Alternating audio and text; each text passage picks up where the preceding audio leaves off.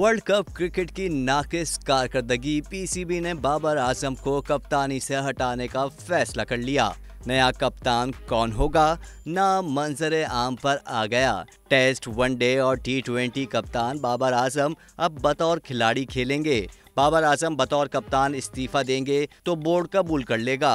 ताहम दूसरे ऑप्शन के तौर पर बोर्ड ने बाबर आजम को कप्तानी से हटाने का फैसला कर लिया है। शान मसूद को टेस्ट और शाहीन आफरीदी को T20 की कप्तानी सौंपने की तैयारी है। बाबर आजम की कप्तानी में पाकिस्तान ICC और एशियन क्रिकेट काउंसिल का कोई टाइटल नहीं जीत सका।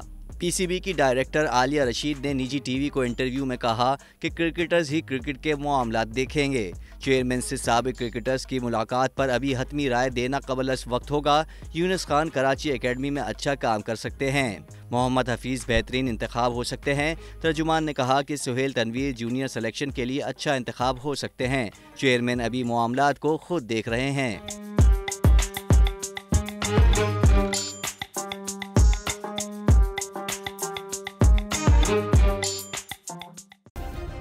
सब्सक्राइब करें और बेल दबाएं ताकि कोई खबर रह न जाए।